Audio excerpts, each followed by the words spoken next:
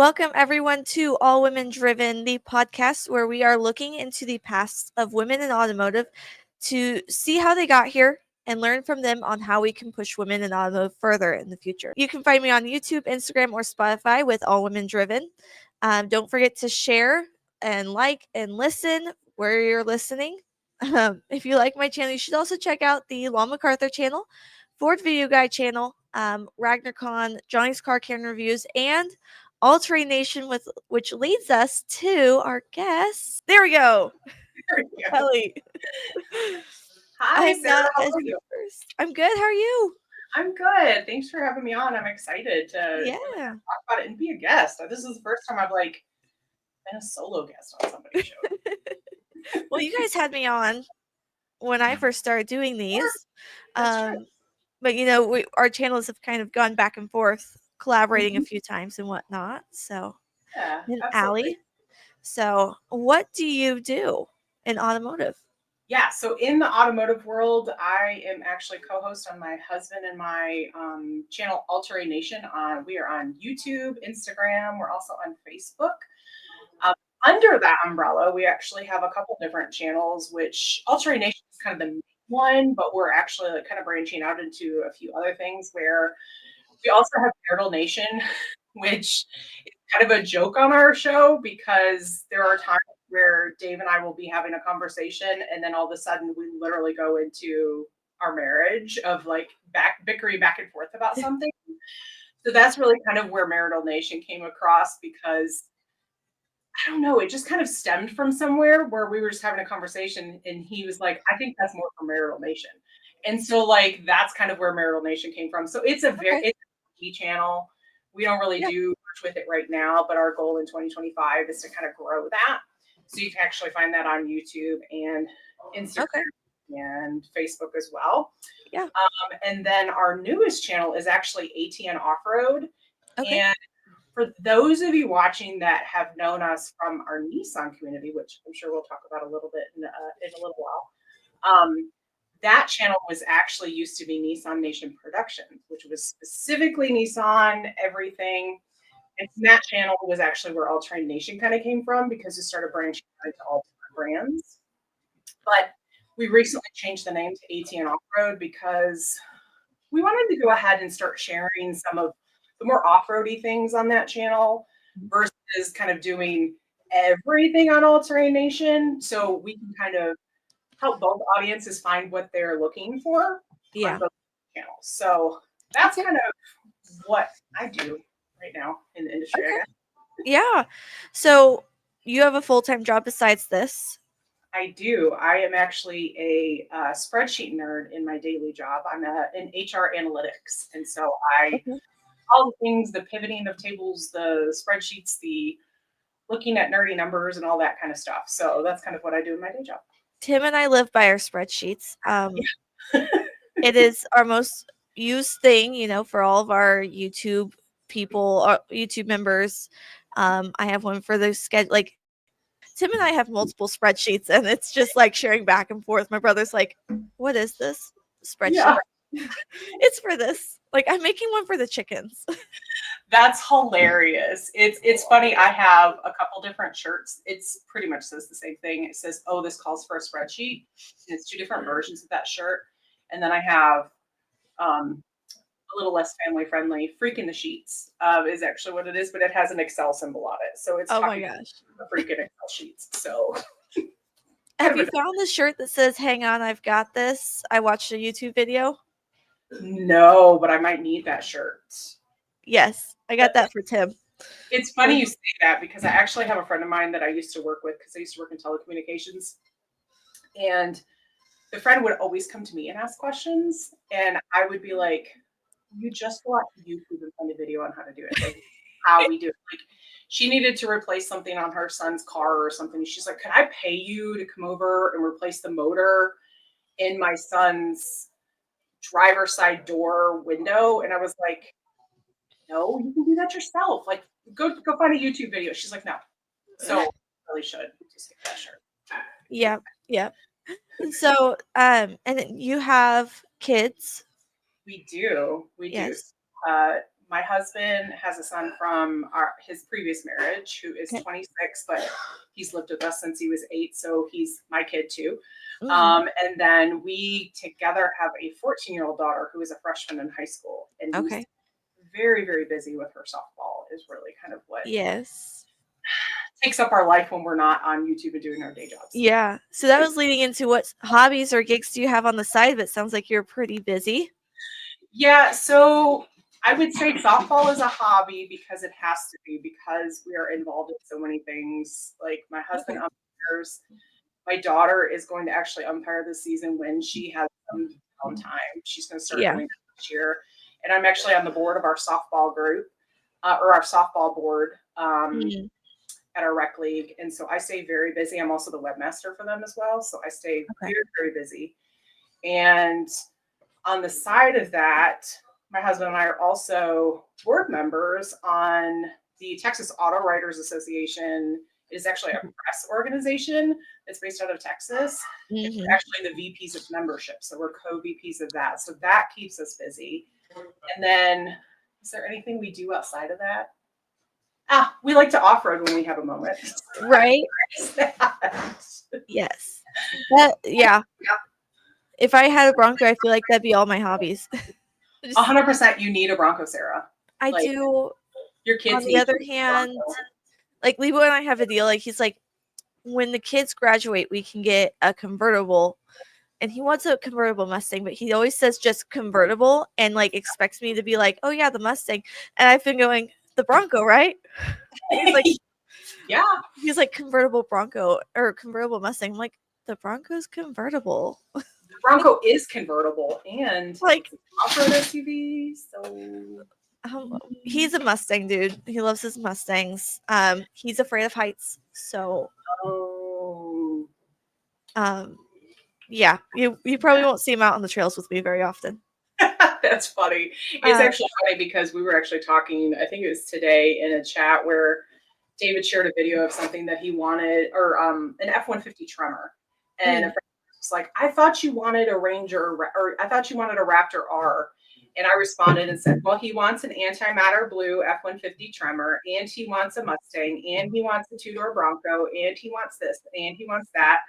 And Dave goes, yeah, I have a car problem. It's like, we could have our Mustang back in our driveway and all of our vehicles. We would absolutely. That's where autos are a problem. Yeah. Yeah. So you had mentioned, what was it that you mentioned? I just lost that. Anyways, do you have background in automotive?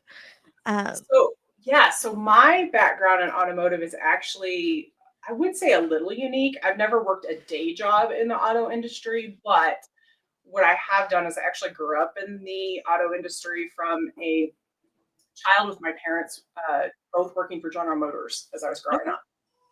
Actually, both of my parents worked there, and so lived and breathed working in the factory. Essentially, my parents doing that and knowing the ebbs and flows of everything, and so really kind of grew my love for cars. And what's funny is that I never really understood the modifying of vehicles until I met my husband, because my parents, since they were both General Motors employees, my mom would get a new car 1 year, and then a year and a half later, my dad would get a new car, and then a year and a half, my mom. So it was like on that 3-year rotation.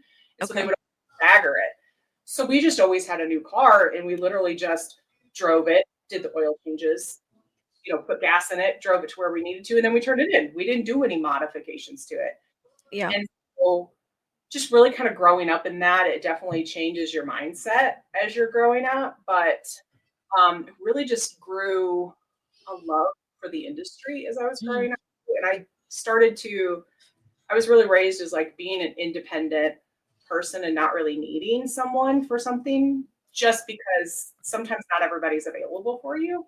And so I would start doing maintenance on my car. So like my older car, like before I moved from Michigan to Tennessee, I actually told my boyfriend at the time, I was like, I need to learn how to change a tire, and I need to learn how to drive a stick shift.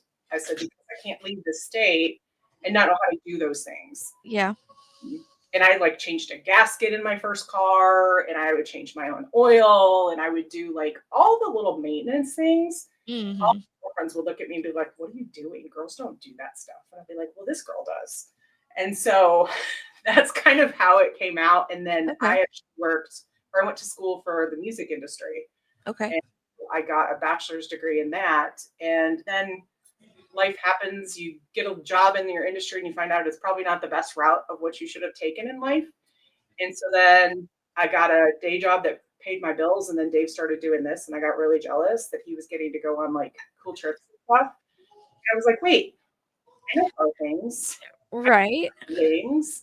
But so that's kind of how it evolved into kind of getting into this versus kind of just that music industry thing. And they really are kind of like fluid with one another Yeah. as you're being on camera, you're doing the things, you're talking to people and all of that. So that's kind of how I got kind of started in automotive. Okay. Makes sense. Awesome. So your family was in automotive. What's your vehicle preference? Is it based off of your parents, or is it come to your own point where you're just like, no, this is mine? So it's kind of funny because I grew up being like GM, GM, GM, only GM in this Hmm. house. And so my first car that I brought home that was not a GM, I almost got disowned because it was the Nissan Maxima was actually the first car I brought home because I had traded in my Chevy Cobalt that I bought brand new. I pretty much, if I could have ordered this car, I would have ordered it exactly as I got it. So it Okay. was, I went up to Michigan, picked it up, drove it for a few years. Well, then Dave and I got together and started saying, hey, we might have a child someday. And like, maybe this doesn't fit for the family. A coupe doesn't really fit for kids in the story. So I actually said, okay, well, let's start looking at something else. And I told him when we were shopping, I said, I might get disowned if I drive this to my parents. He's like, it is what it is. We got to, you got to have a car that makes sense. Hmm. It's built right down the road from us here. So it's like you're giving a job to someone in the community. So Yeah. it's not like you're shipping the money elsewhere for us. And so I did actually become a Nissan fan for quite a while there because I was able to do my own maintenance on cars. If something went wrong with it, I was able to do those things because we learned, again, YouTube taught me how to do it. Like there were a lot of Right. things that kind of did that. And we didn't start modifying vehicles, but then I fell in love with the Nissan Xterra. So that was actually where I was for a while Okay. because my husband had one and I fell in love, and we had a good community of Nissan folks. We actually did an off-road event for about 10 years for the Nissan off-road community. Okay. And so I fell in love with Nissans for a while. And then now I won't say there's necessarily a particular brand that I'm in love with, but right now Ford's doing the fun stuff. Like there's just a Yeah. lot of fun stuff on the market. So that I would have to say that's where that is. But my bougie side says if I could have a brand new BMW in the driveway, I would absolutely do it. Like I'm a girl like just kind of rides the waves of like what's cool at the time. But I'll be honest, that's what's been really cool about this job, so to speak, is that I've gotten the chance to get in a bunch of different cars I never would have probably Hmm. driven. Like I've driven a Mazda CUV, and I was like, this thing is fun. I would have never gotten in the passenger seat of this. I've driven a Subaru Outback that I absolutely would have never sat behind the steering wheel and driven because it wasn't interesting to me until I got in, and I was like, man, there are so many cars that I could have in the driveway, and I would be so excited. So short answer to your question is it's kind of been an ebb and flow of the Okay. brands for me, and I Yeah. really just kind of like what's cool to me at the time, I guess. I'm not Yes. brand loyal, but just what's fun. Yeah. I get that. Um. So, I mean, you kind of just fell into this community. Mhm. Do you find it hard to be in the community, or do you find it kind and like welcoming to you? That's a good question. So we've also owned Jeeps over the years as well, and sorry for my Jeep friends out there. Jeep is not always as friendly as the other two communities that I've spent quite a bit of time with. The Nissan community they're kind of the misfits where it's like nobody has products to support them, like aftermarket products and things like that. So they have to be real innovators. and really kind of truly support their local small mom and pops that want to do products for them. Mm. So all very like, I don't know. Like I said, they're very misfits, and like everybody wants to help everybody with everything, and everything's great. And then the Bronco community it's been interesting to me from that perspective for the Bronco community, because there's been people that have never ever driven a Bronco or Ford product before that don't have an idea of what this thing is capable of doing, and don't even want to attend Bronco Off Rodeo because they don't ever want to off-road their truck. They don't ever want to do like that's not an interest to them. They just want to daily drive it. But then you've got people that want to completely modify it and put portals on it and all this other stuff, and they want to truly push this vehicle to where they can get it with whatever's available on the market out there. And then you've got the people that are in the middle ground that are like, I don't really think I want to do much with it, but I might want to, and it's cool. So everybody's been really welcoming across the board, and I think that it's a great place to be, and really kind of just figure out who you are in that community. Yeah. Sometimes I'll get a little pokey and be like, please use Google, like please use Google and search to do some searches to kind of the answer of some things, because you do see in some of the groups where there's the same answer or the same the same question asked over and over again, and you're like, use the search function, just use the search function. But I have to remind myself that I was once new in the A community, and then I didn't know everything either, and I don't even say I would know everything now, but like I didn't know anything, I guess is probably a better way to say that. So community is very welcoming. Everybody really kind of says, hey, come in, let's figure this out. Oh, did you know that this product would work with this product, and things like that. So Yeah. it's been very welcoming for sure. Yeah, I can say that the women's Bronco group on Facebook that my mom was part of and I joined in has been the most friendly Facebook group I've ever been a part of. Yes. Like, there are no negative comments. Like, I can scroll through all the comments on something and there is not a single one in like 300 posts. It's amazing. Like, I had one lady I saw was like, okay guys, I had to sell my Bronco, but I want to stay in this community and whatnot, but I guess I'll have to say goodbye. And they're like, why? Why do you have to say goodbye? She's like, well, because I don't own the Bronco anymore. They're like, stay. Yep. Like, who hurt you? No, stay. Exactly. Who hurt you so deeply that you feel like you have to like exit the room when you no longer have the vehicle that's part of that? I comment to them like, I don't own a Bronco. I'm a Bronco enthusiast. Yes. And I like to go off-roading whenever I can with someone else's vehicle. AKA dad. But you know, I'm a Bronco enthusiast and I want to be a part of this group. I have knowledge I can share, but on the same part, I'm learning from some of you. So stay. You know, one day you might be able to get a Bronco again, and then you can join in with us again, but stay. That's it. And so, Sarah, you've said that you're gonna do somebody else's vehicle. Do you drive off-road? Even though it's not you do? Yeah. So you like it? I've been to Bronco Off Rodeo twice. Or well, once officially, and then once was the embargoed event in Tennessee. And then I went to it was the free version of Bronco Off Rodeo with Melissa in Colorado. Nice. So we went with her all 3 days of Supercell Colorado when I went. My dad drove 2 of those days, and I got the courage to drive the 3rd day and took that on. He's like, this was a harder trail than I thought it was going to be. Are you okay? I'm like, no, I got this. Let's go. So follow-up question to that is, was it actually a harder trail, or was it harder for Tim to sit in the passenger seat on that trail? Or was it a little of both? So you're probably not familiar with the Colorado. No, I'm familiar with the landscape itself, it's but not more of a beginner. It had like a couple of spots where we had to be spotted, but it was pretty easy.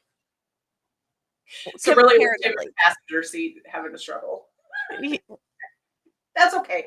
And honestly, we didn't even talk about this part yet, but like I was one of those people that did not modify my vehicles. Like my parents, we managed our vehicles. Right. And when my husband Dave came home one day and he started cutting on his Xterra. I looked at him and I said, "What the hell are you doing?" And he said, "Well, I'm going to cut this off and we're going to put a new bumper on it." And I said, "We're going to what? Why are you cutting off a perfectly good bumper? Why are you buying a perfectly good vehicle? Like, it drives down the road just fine." "Well, I'm going to take this and we're going to go on trails." And I said, "Why? Why are you driving off a perfectly good road?" It's kind of like skydiving. Why do you jump out of a perfectly good airplane? Because you want to get the adrenaline rush. That's why you do it. I don't know Yeah. that I could ever jump out of a perfectly good airplane, but that's how I So put it too. I don't know if you've been in there when we've talked about my lead foot. I do have one, and it is. I tend to go quickly Yeah. down the roads, especially when I was younger. I knew how to push the limits Yeah. just right. So it was just I do have a lead foot. And we joke about it in the live stream from time to time. And so for me, like off-roading is a new level because I know how to push the limits here. I know how to do that. Off-road, and I come from a family where farming was in the background for us. So like I have family members with farm experience. I learned how to drive on a dirt road. It kind of brings back that feeling of going to great grandma's and driving on the dirt road, and so it's nostalgic, but it's a lot more fun. 100%. But like someone mentioned that I should join Rallycross and race Mm-hmm. Rallycross, and so that I'm like, well, let's start with Rebel. Mm-hmm. That's what somebody told me I should do Rebel, and I was like, "Have you met me? Like, I'm not Rebel ready. Like, I'm not the person that's Rebel ready. Like, I'm not at that level yet." And we don't have anything here to drive on. It's the worst that we have is some dips and valleys where the river cut it out, and it's a field. It's a field. It's land that you're using either for cattle or you're using for farming, and it's not to be driven in. Mm-hmm. That's what we have here. We have farmland that you aren't supposed to drive. It's funny because when we first got when we didn't own it yet. When the Bronco Raptor came out, David and I would talk about it. He's like, "It's useless. Like, Johnson Valley, all the desert running, like that makes sense because that car can go fast across." Yeah. Well, it's funny because after we went to Bronco Off-Roadeo Raptor Edition, before that, Dave was like, "This thing's underrated. I don't understand it. Like, I don't see what the And then he learned. And then he went to Off-Roadeo and he was like, "Okay, I want one. Like, this is pretty cool." But then his realistic side said, "I don't know what we're going to do with a Bronco or Bronco Raptor." Well, we got one in September. Yeah. And now he actually, spoiler alert, he told me this yesterday, I think it was. So y'all are the first to hear this. He said, "I wasn't sure I would like this thing, and I actually really like this thing." He likes the ability to paddle shift and do all the things on the Bronco Raptor, which we live in Middle Tennessee, so it's not like we have a crazy area to do fun things in either. But it's a beast on the trails. It's a beast when I'm frustrated and I just need to give it a little gas on the road. Yeah. Of course, but like taking off from the light when you just want to get give a little sound. Yeah, you want to give a little sound. I'm annoyed. Yeah, you're gonna hear it. It was funny because I picked up Sydney the other day, our daughter, and I put my foot to the floor, and she was like, "Mom, you okay over there?" Because it put her back in the seat. I was like, "Yeah, I need to get that out. Like, it's fine." And she's like, "Okay." But yeah, so it is the best of both worlds, because we've taken it off road as well, and it's just on the 37. How's the ride? How's what? The ride. How smooth does it? It's so smooth. Like, it's ridiculous. That's what I keep hearing. Yeah, it's actually kind of funny because I never really realized how much of an increase in clearance you would get with a 37-inch tire versus a 35. Yep. Let me tell you, we literally did a very like minor trail month and a half ago, something like that. And Dave was up the trail taking video and stuff, and I looked at this trail and I was like, "Okay, we'll just go this way because this is the more difficult way." And Sydney goes, "Mom, why didn't you go that way? That was easier." I said, "Because I don't have to. Like, Right. I can go the left way, so why don't I just do that? She's like, but we're gonna slide or tip. I said, no, we're not. This is 2 inches, like the wheels are 2 inches taller. We've got this. And we got through it. And she was like, you just did that like easily? And I was like, yeah, like it's just smooth. It's not too bumpy. Like the suspension, you definitely feel it, absorb it when you're doing things. And Yeah. it's just, if you'd have told me 20 years ago that I would be sitting here talking to you about how I like to off road my vehicle by something thousand sticker vehicle, I would look at you, you're insane. That's never going to happen. But I actually thought it's funny because you said that you off road and driving back roads makes you remember going to like your family and stuff like that. And I have my dad's family is in West Virginia, and it reminds me a lot of that too. And it's just simpler times. It's more Mm. comfortable. Like it's the Yeah. disconnect from today's world that we're living in, and everything is so busy all the time. Yeah. And go on a trail, and it makes you slow down. Like it makes you take a break, take a breath, take in the sights. One of our Yeah. favorite parks is actually Windrock, which is over in East Tennessee. And some of the views that you get there are just No plain, cell service. plain 'em. What's that? No cell service. Yes, no cell service, all the things. It forces you to disconnect. And those are really the thing, because you'll actually find that when we go on an off-road trail, there's almost always a picture that I post that says, this is why we do it. Like it's either in the woods following another car, and you just in that moment, I just get that like that moment to take a breath that you don't get any other time of the day, because I'm going to softball, I'm going to my day job, I'm going, all these things that go in our world, and then you get a chance to actually get out and just enjoy life. Yeah. It's a vehicle that's really, really capable at doing it, and I don't have to worry about it. And it's just great. It's just a great Yeah. experience. That's why we went to Vista, or Buena Vista, as I should say. For our vacation, we unplugged. Lebo and I put our phones away. They were in the tent for nighttime use for a movie each night. Mhm. We were climbing rocks with the boys. My boys are rock climbers at 5 and 2. That's awesome. Walking the dogs, going to the park, just constant play and Mhm. exploring and, cooking, and, we just unplugged completely. We took a griddle, those flat skillets Mhm. griddles that heat themselves. We Mhm. plugged it into an extension cord, plugged it into the um, outlet, and then put it on the tailgate. And that's how we did our cooking. That's perfect. It was so refreshing and so nice because Mhm. we didn't feel like we had to be anywhere. We didn't have to do anything. That's Yeah. what off-roading does. Yeah, it's funny because I grew up, and I loved my childhood. Don't get me wrong, but I grew up and Dave has to rein me back in sometimes too, where because I grew up where it was like if we went on a trip, we wanted to accomplish all of these things.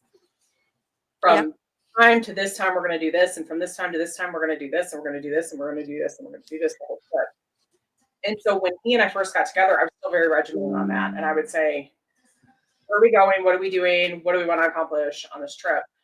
And when we first started dating, I would come home from work on Friday, and he would say, "Pack a bag." And I said, "What do you mean? Where are we going?" It's like, "Just pack a bag. We're just going to go." It's like, "We're going to go where? Like, I need to know what this, we're this, doing and when. yeah." He's like, "Just get in the car. We're just going to drive." And he either had a plan where we were going, or he said, "We're just going to drive until we stop. Like, we don't have to have a plan." And so to be retrained on that mindset of like, we can just go and do and just have an adventure, like that's cool too. Now, Yeah. don't get me wrong, there are definitely times for like if you go on a cruise and you want to make sure you see the show or you want to do these types Yeah. of things. Definitely times for those.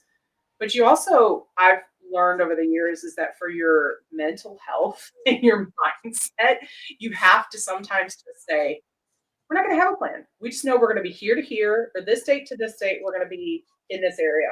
And we're going Yeah. to figure it out.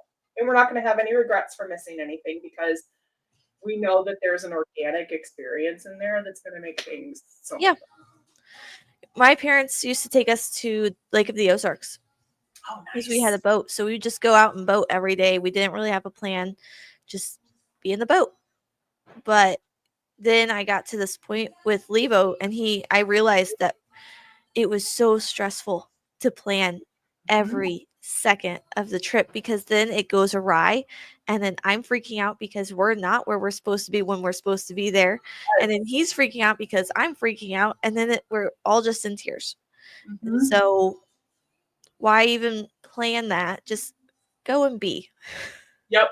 Plan your necessities. Like, make Yes. sure when you have kids, make sure you have enough diapers and you have a backup plan of where you can get diapers if you need them, and you guys Yeah. can always get food. And that's one thing when we first started traveling for the channel is I would take everything but the kitchen sink with us. And Dave would be like, "Why are we taking all this stuff?" I was like, "We might need it. We just don't know." And he'd Yeah. be like, "There's probably a Walmart or a Walgreens or something somewhere that we can get Yeah. something." And I'm like, "Well, what if we can't?" Well, like All right. we were in Buena Vista, and I brought one passy, and it got lost on the way there at a playground 5 hours back. Oh no. We get to nighttime and he's fine, but then we get to bedtime and he won't go to bed, Mm. and then wakes up multiple times throughout the night. First, the nearest store that was open at like, I think it was like 9 o'clock at night, was Walmart, and it was 2 hours away. Oh no. So it's just like, okay, bad planning on my part. I forgot multiple passies. We are trying to take him off the passy, so I'm like, Yeah. one will do. We'll be okay. Nope. It's funny you say that because that's actually how a trip is actually how our daughter got weaned off of her pacifier, because she was about 2.5, 3, something like that. And we had gone to Ohio for a Cincinnati Reds game. And we're in the car, everything's great, everything's fine. And then we get ready to go to bedtime and we can't find Binky anywhere. Oh, no. And I'm like, I always had like 5 backups because it's Yeah. like we're never gonna run out of a Binky. And we're sitting there and we had already like primed her of like eventually we're gonna get rid of Binkies and we're gonna give them to the NICU babies so that the babies that need them actually have them. And obviously, realistically, they weren't going to the NICU, but that was the like, I can give this up for others that need it. Yeah. So we were kind of planting that in her mind, like, we'll have to do that someday. And then I told her, I was like, I am so sorry. Mommy doesn't have a Binky for you tonight. And we were at bedtime. And I really thought it was going to be a nightmare. I absolutely thought it was going to be a nightmare. And she goes, "It's okay. We'll give them to NICU babies when we get home." And she went to sleep. Everything was fine. We were luckily in a town where we could have probably gone to Walgreens and gotten a Binky or whatever, but we figured we'll give this a shot, see if it works. And it actually worked. And we were just like so thankful for that lack of planning of having 5 or 6 Binkies everywhere, because it did work out for us that time. Yeah. But yeah, You just gave me the perfect idea to try and wean him right now, because I've been searching. Do it. Definitely tell him. Like, our daughter was a NICU baby, and she knew that. Okay. Like, pretty much most of her life, obviously, she knew she was kind of a NICU baby. So I think that was setting the tone for her to understand that, like there was a empathy built into that. So definitely give it a shot with your son and be like, there are babies that are just super sick. Yeah. If it works, Well, he has a cousin that is, let's see, my husband's niece is going to have another baby. And so I can say, hey, let's send them to your cousin who's going to need them, and put them in an envelope and send it off. That's it. That'd be perfect. Yeah. That would be perfect. Yeah. So getting back on track here. Yeah, sorry, we digress. It's okay. How can we encourage women to get more into the community? So I would definitely say don't be afraid to get out there and get adventurous, because like I mentioned, if you'd have told me 20 years ago that I was ever going to drive a vehicle, it was never going to happen.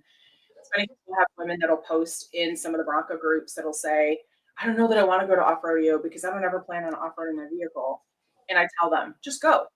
Yes. The worst scenario, you go, you don't like it, and you're taught by the right people that are teaching you how to use this vehicle, that know this vehicle in and out, And they're going to tell you how to use the right things, why we use this thing, why we do this. And don't be afraid to ask questions when you go either, because honestly, there are no dumb questions when No. you get. Honestly, I've been to 3 off rodeos now. I went to Ladies Day, the very Mm-hmm. first Ladies Day in Texas. I've been to Raptor Off Rodeo in Las Vegas, and then I've been to Bronco Off Rodeo in Tennessee for the press preview as well. Yeah.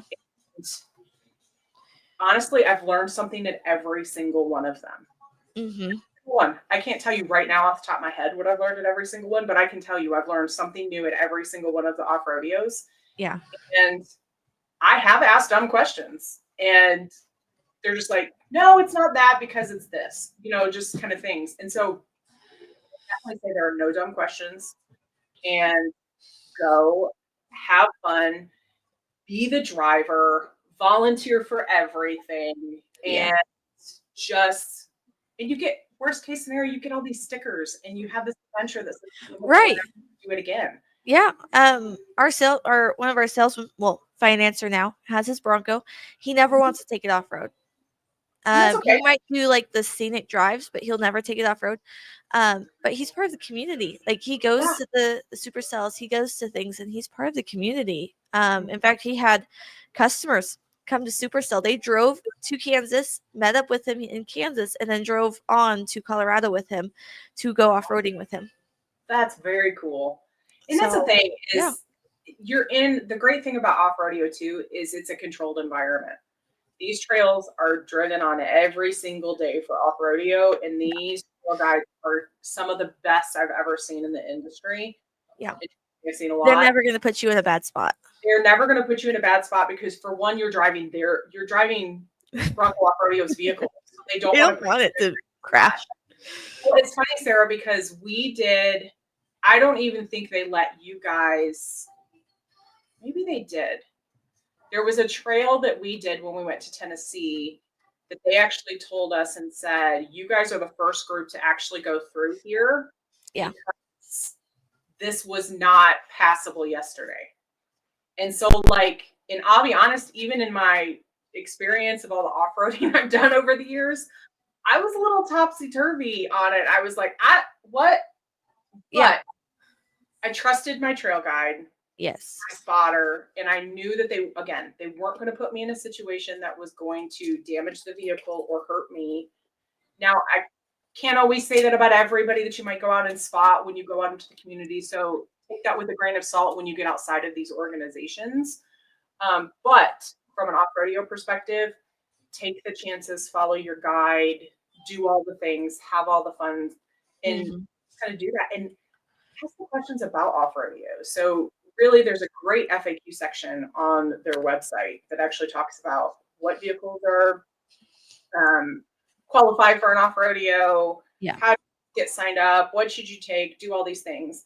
I'm actually going to do a video on off-rodeo itself and really kind of talk about all those things more in depth and kind of point you to all those things. So that way you can really know where that resource is, because it's super important to know. And one of the biggest questions I get from people is, which off-rodeo should I go to? Well, it's kind of a loaded question, because the first question I ask is, why are you going to off-rodeo? Yep. For the experience? And if so, that's great. Go to your bucket list. Go where you would want to go and see the world in. If the second question is, I'm going to be off-roading this vehicle, okay, I'm going to have a follow-up question to that says, have you ever off-roaded before? And if there's no, then I'm going to say, go to the location that is most like the terrain that you're going to be off-roading your vehicle in. Yes. Because yes, the trail guides are going to tell you very similar things at all the different locations, but the terrain is different. So you do have to take different techniques and different tactics. Yes. But if you do have an experience in off-roading and you want to just have the experience, go back to the answer for one and go to your bucket list location. Like that's where I recommend kind of doing. Figuring it out, and spend a little time before and a little time after at those locations and really just get the whole experience out of it. That's Tim's favorite thing now, is to go before and after and do a little off-roading as well. For sure. It's funny because when we went to the ladies off rodeo, we got out of off rodeo and we were in a little K5, and I was like, well, this doesn't go over rocks. I just really go over rocks. Why can't I go over rocks? So Allie and I had discussed it, and like we've both been to dealer days at Off Rodeo, and I was like, well, I think they should do a women's dealer day to really encourage the women in automotive, like in the dealerships, to kind of take ownership of and do that type of off-roading. Because I think the women would love the Bronco community. I think they would love to see how nice everyone is. Now here we have our out of state. Those people are really nice. Our in-state don't off-road. They aren't mall crawler. It's gonna stay on paved roads. It's gonna stay in town. They are not as nice sometimes, but the off-road community is extremely nice. Isn't that funny? And I think I've learned over the years that I think the ones that off-road, the reason they're nicer is because sometimes you're going to get in some precarious situations and you need to be able to trust each other Yes. when situations come. Because I kind of mentioned it earlier, we organized and hosted an off-road event for 10 years for Nissan Xteras at Windrock Park. And we would actually lead. So Dave's forte during that was to lead the newbies because he wanted to show them what off-roading was about, to enjoy it, and all those things. And I would always work with him for years and years and years. And we also had a ladies off-roading, or a ladies off-roading only. So only women drivers. Yes. You could have a male passenger or your spouse as a passenger or a passenger, whatever, but they were not allowed to tell you anything. They were not allowed to direct you. It always had to be a woman or trail guide. Okay. So I would typically tail, and a friend of ours' wife would trail lead because she's a beast. And so as the years went on, they had a kid, and so she couldn't go. And so then Dave said, well, now you've got a trail lead. And I said, what? And he's like, there's no one else to do it. And I was like, you're insane. Like, I'm not ready for this. I'm not ready to trail lead. That's not even okay. We talked about my t-shirts of like, oh, this calls for a spreadsheet. I also have a shirt that says, don't let me overthink this, because that is day in my life. I always go, well, what if this, and this? But it was such an empowering experience for me. But it was also, women would come out after the fact and they would say, thank you so much for leading women only and not allowing the guys to say anything or do anything or spot or anything. Yeah. That really shows me that we're capable of doing these things. And really just, that's what would always tug at my heartstrings when we were done with it. Because to say, okay, now we're making a difference in the community in a different way. Because when I first started driving off-road, it was actually Dave's fault, because I actually was like, I don't do this. I don't want to do this. Nothing.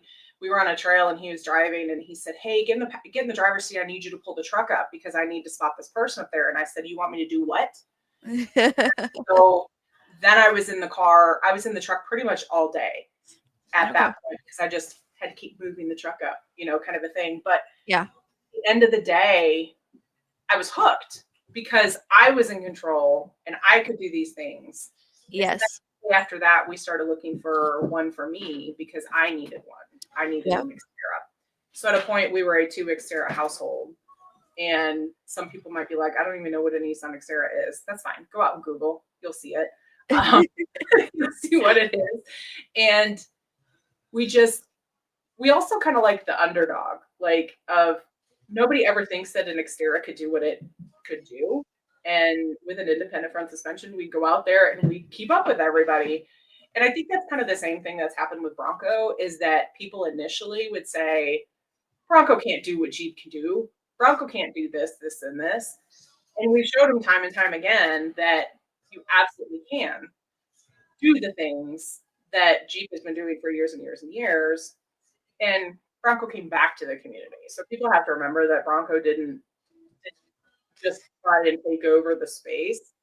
It came back to the community that it had taken kind of a hiatus from for a little while. And so now it's the fun kid on the block. And I will say the ride is so much better in the Bronco versus the time we've spent in Jeeps, just because the seats are more comfortable, the suspension is softer, and part of that is that IFS versus that straight axle Yeah. on it. Because I drove a straight axle all the way to Florida in a Jeep Gladiator, and I was like, this is I would never drive that far again. Like, it pulls me too much. But then, like, Bronco just, like, it's just smooth. Yeah. Like, it's just is. So, Yep. back to that, I think empowering women to be able to say, yes, I can get in the driver's seat. Yes, I can do this. I don't have to be a passenger. The key to that is having good spotters, trust the people that you are, and honestly, you have to trust them when they're doing it, because it may look a little precarious when you're sitting in that driver's seat and you're like, you want me to do what and what? Yeah. Just if you Breathe. breathe, just take a deep breath and just push through it. Because Yeah. we've had people along the trails over the years. We had a guy actually jump out. He was in the middle of having a panic attack, and it was a very easy trail that we were on, but he had worked himself hard. And we ended up getting him back in the driver's seat and like driving again and realizing everything was fine. But it's a different kind of control. And once you can put your mind on it and say, I'm completely in control and driving this trail, it's much different than the mindset of like, I'm out of control and I'm on this trail and I don't understand it. It's really not. You're actually way more in control than you ever think that you are. Right. Yeah. So if those that are watching know Tim, and you've seen his posts, you know that he has a very long driveway with a cutoff. Now there is a parking spot that is off the driveway. So he has actually a curb along his driveway. And at one point that curb stops and then starts back up, and there's a gap that leads down to the side yard where that hill goes down. So it's like the less steep area. It has railroad ties to make steps. Well, that pad is just big enough for a 96 Toyota Camry. The first time I took my husband home, oh yeah. We pulled up into the driveway, and like that was my parking spot to be in. So then, because my dad had his spot, my mom had her spot, my sister had a spot up there, and I had this spot, and I pull up and it's a drop off. And he jumped out of the car because he thought I was going to go off because I was pulling into the spot so quickly.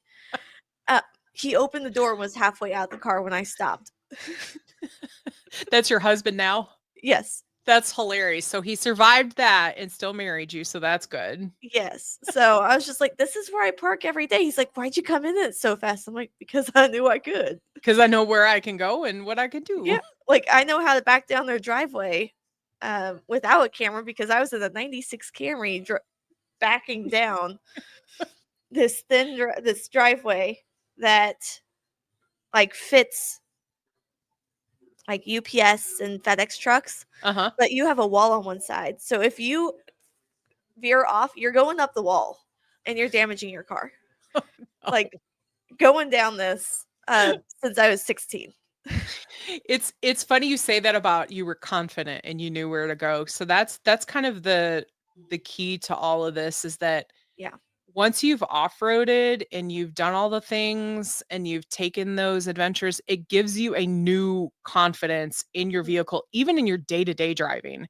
Yeah. It's actually funny because I have a friend of mine who had posted on Facebook that was something about it should be outlawed if you can't back into a parking spot with one attempt, then you don't get to try again.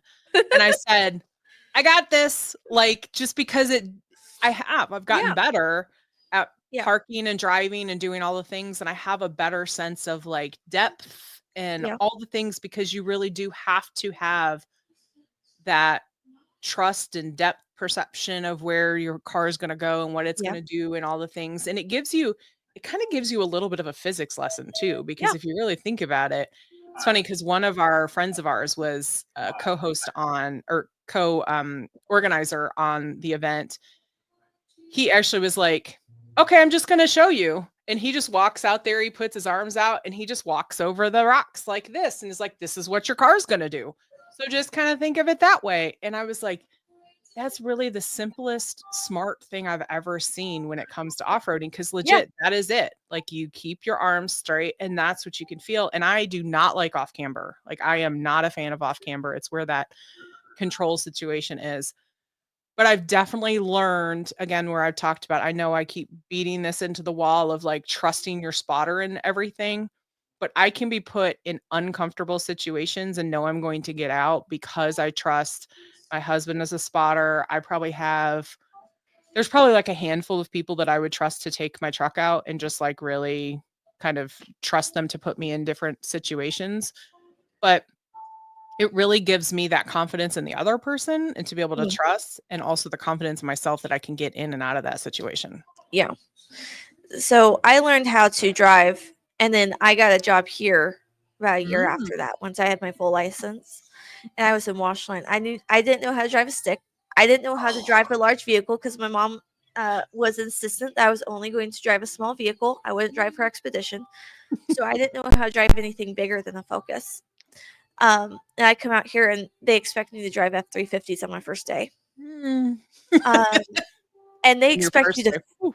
they expect you to fuel it. Back then, the wash line was fueling the trucks and fueling everything for the Clean for Deliveries. So I think my second week here, I was fueling a long cab, long bed dually F-350. Oof.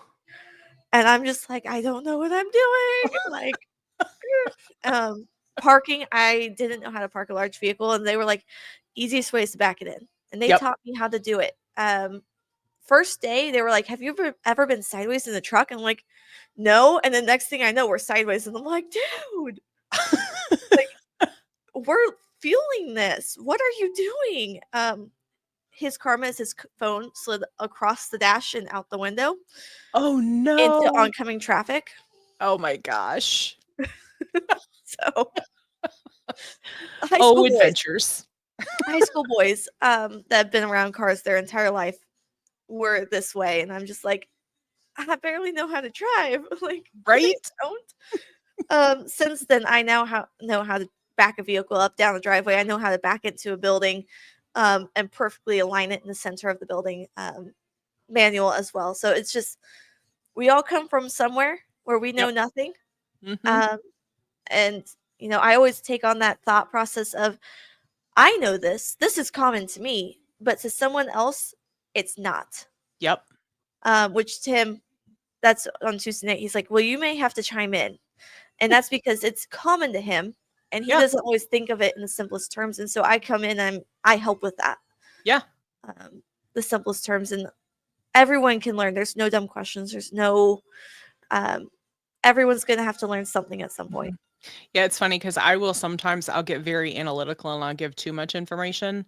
Yep. And people will look at me and like deer in headlights, and I'll be like, wait, I need to change my approach there. Because I did a little bit of training in my corporate telecommunications job that I did, and I learned that everybody learns differently.